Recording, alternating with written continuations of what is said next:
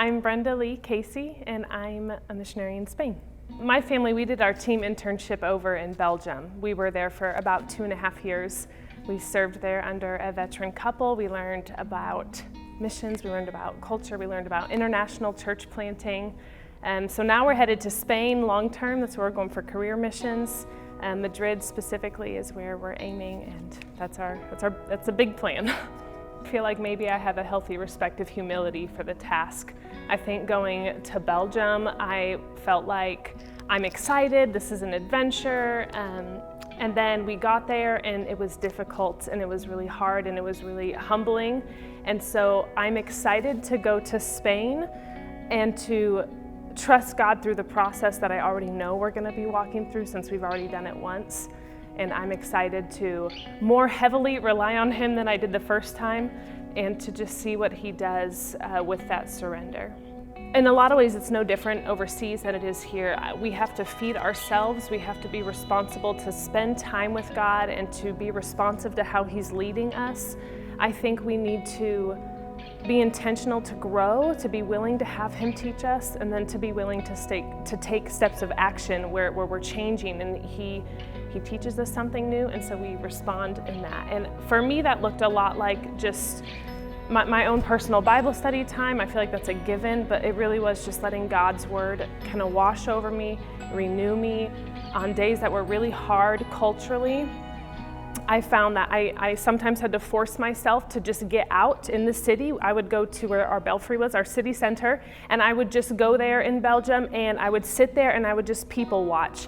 And sometimes I felt like I wasn't accomplishing much because I'm just sitting there drinking a cappuccino or something, but those were the days that God was able to just show me person after person. They just walk by me, hundreds, thousands of people walk by me, and they need to know the gospel, and that's why I'm there. So I just have to be reminded that that's why I'm there. I'm there for people, and God just would need to nudge me along sometimes and remind me of that. On the mission field, spiritual warfare seems a lot more proactive than it does here. You set the standard up, you put on all the armor so that when you get hit, because you know you're going to get hit, you are ready to take it. I think for us, one thing that was very unexpected and just super practical was that we had a lot of medical things happen to us. We're young, we're healthy. We get to Belgium and we just had thing after thing happen to us, and that was so abnormal. Our kids were sick, chickenpox and scarlet fever and pneumonia and all these things all at the same time, and emergency surgeries. I mean, the list goes on, and we could see how God was just trying to sustain us. But my husband always described the spiritual warfare more like when you're in America, it kind of feels like we're part of the Civil War or something, where there's like a line of troops and we're all advancing together. Whereas on the mission field, it just feels like you're in the sniper's scope, and he's just aiming right for you, right where he knows you're weak. And so we have to be proactive in putting on the armor of God. I would say it's all under the umbrella of God's grace. I would just say that as a forefront. We can have plans and we can have a vision, and we just know how God is. He likes to kind of weave those in. But what the plan is, what the vision is, something I'm really excited about, the potential of having, is once we get there, we see a big need for more missionaries in Spain, a huge need. Spain is a huge country with lots of people. There are missionaries there currently. We're headed there. There are other missionaries that are on the road at the same time that we are, all of us going to Spain.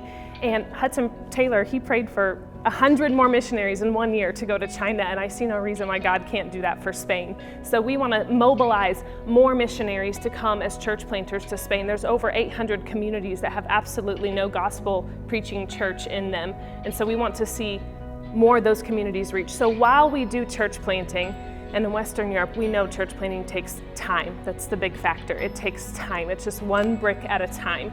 So while we plug in the time on church planting in various locations, we want to help mobilize other church planters to come over and start their time in church plants. So we would love to see more people come over. We'd love to expose teams in the States or youth groups or college students, anybody and everybody who is surrendered to Christ. We want them to come to Spain and see the need for Spain and come there and come and join the work.